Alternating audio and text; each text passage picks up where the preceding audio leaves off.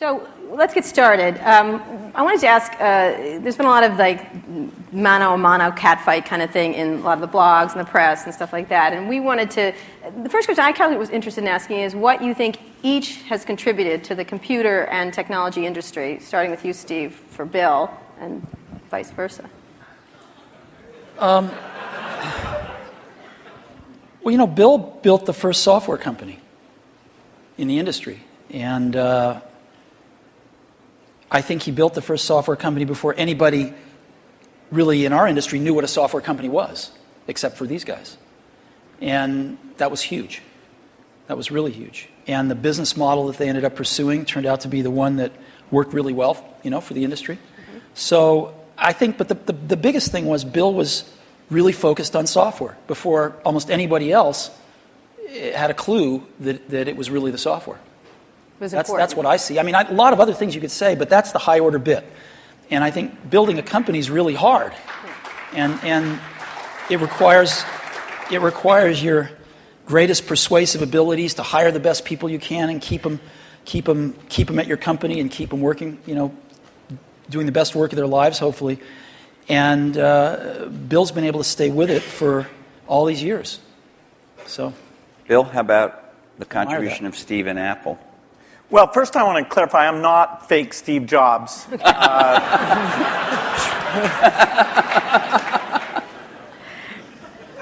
know, what Steve's done is quite phenomenal. You know, if you look back to 1977, that Apple II computer, the idea that it would be a mass market machine, you know, the bet that was made there by Apple uniquely, there were other people with products, but the idea that this could be an incredible, empowering phenomena, Apple pursued that dream.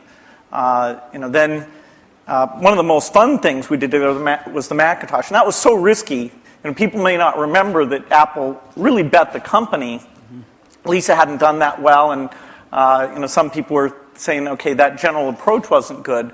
But the team that Steve built, even within the company, to pursue that, even some days it felt a little ahead of its time. I don't remember that Twiggy disk drive. 128K. Yeah. And the Twiggy disk drive, yes. Steve gave a speech once, which is one of my favorites, where he talked about, in a certain sense, we build the products that we want to use ourselves. And, you know, so he's really pursued that with incredible taste and elegance that has had a huge impact on the industry. And his ability to always come around and figure out where that next bet should be has been phenomenal. You know, Apple literally was failing when Steve went back and reinfused the innovation and risk-taking that have been phenomenal. So the industry's benefited immensely from his work. We've both been lucky to be part of it, but you know, I'd say he's contributed as much as anyone. We've also both been incredibly lucky to have had great partners that we started the companies with, and we've attracted great people. I mean, so everything that's been done at Microsoft and at Apple has been done by just remarkable people, none of which are sitting up here, you know, today. Well, not us. Well, you're sort of the not us. And you're in a way you're the stand-ins for all those other people. In a way, we are. In a very tangible way.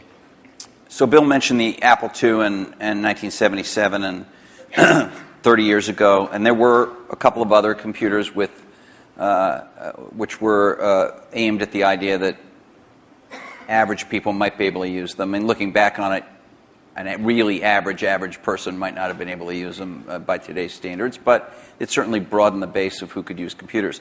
I actually looked at an Apple ad from 1978. It was a print ad that shows you how ancient it was, and it said thousands of people have discovered the Apple computer. Thousands of people, and it also said, you don't want to buy one of these computers where you put a cartridge in. I think that was a reference to one of the Atari or something. I don't know. You want a computer you can write your own programs on. And so the world, and obviously people we had some very strange ads back then. We had one where it was in a kitchen, and there was a woman that looked like the wife, and she was typing in recipes on the computer with the husband looking on approvingly in the back. Yeah. Stuff like that. Yeah, how did that work for you? I don't think well. So, but just think back to, I know that you started Microsoft prior to 1977. I think Apple started the year before in 76. Microsoft in 74 was when we started writing 75. the BASIC. And then, then we did shipped the BASIC in 75. Okay. Most people, some people here, but I don't think most people know that there was actually some Microsoft software in that Apple II computer. Do you want to talk about what happened there, or how that occurred? Yeah, there'd been the Altair and a few other companies, actually about 24, that had done various machines. But the 77 group included the PET, TRS-80, Commodore. and the Commodore PET, TRS-80, and the Apple II. The original Apple II BASIC, the integer BASIC, we had nothing to do with. But then there was a floating point one where, and I mostly worked with Woz on that. Let me tell this story. So Woz,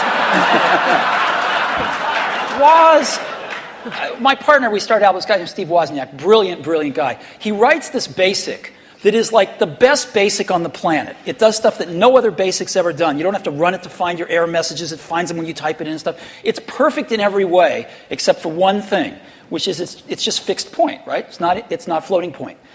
And so we're getting a lot of input that people want this BASIC to be floating point. And like we're begging Woz, please make this floating point. Who's we? How many people are in Apple? Well, me. Yeah.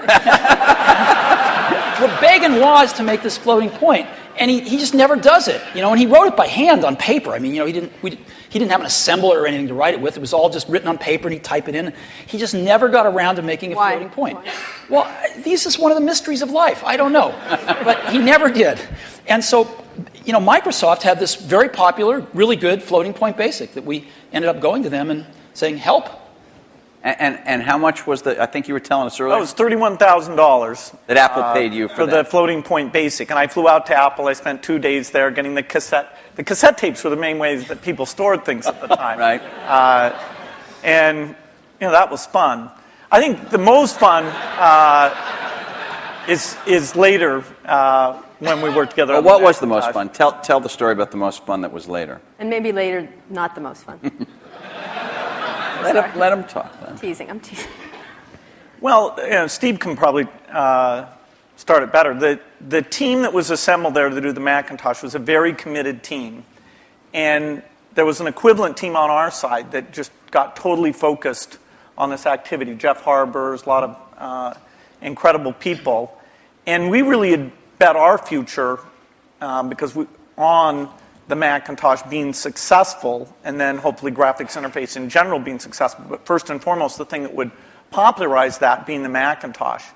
And so we were working together. The schedules were uncertain. The quality was uncertain. The price. When Steve first came up, it was going to be a lot cheaper computer than it ended up being. But that was fine. So you worked in both places, in both? Well, we were in Seattle, and we fly down there. But Microsoft, if I remember correctly, from what I read, wasn't Microsoft one of the few companies that were allowed to even have a prototype of the Mac at the time? Well, what's interesting, what's hard to remember now, is that Microsoft wasn't in the applications business then. They took a big bet on the Mac because this is how they got into the apps business. I mean, Lotus dominated the apps business on the PC back then. Right. We had done just Multiplan, which was a hit on the Apple II.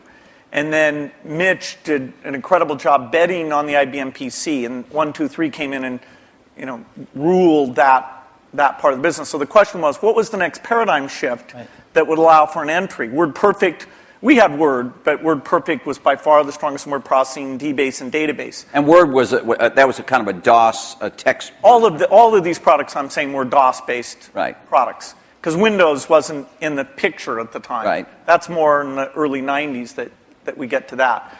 And so we made this bet that the paradigm shift would be graphics interface, and in particular that the Macintosh would make that happen with 128K of memory, 22K of which was for the screen buffer, 14K was for the operating system. So it was 14K. Yeah, 14K. Yeah. The original Mac operating system was 14K. 14K that we had to have loaded when our software ran. So when the shell would come up, it had all the 128K. The OS was bigger than 14K. It was in the 20s somewhere. I see. So when we ship these computers now with a gigabyte, 2 gigabytes of memory, and nobody remembers 128K. I remember that. I remember paying a lot of money for computers with 128K in those days. So the two companies worked closely on the Mac project because you were maybe not the only, but the principal or one of the principal software creators for it, right? Is that right? Well, Apple did the Mac itself, but we got Bill and his team involved to write these applications. And we were doing a few apps ourselves. We did Mac Paint and Mac Draw and stuff like that. But Bill and his team did some great work.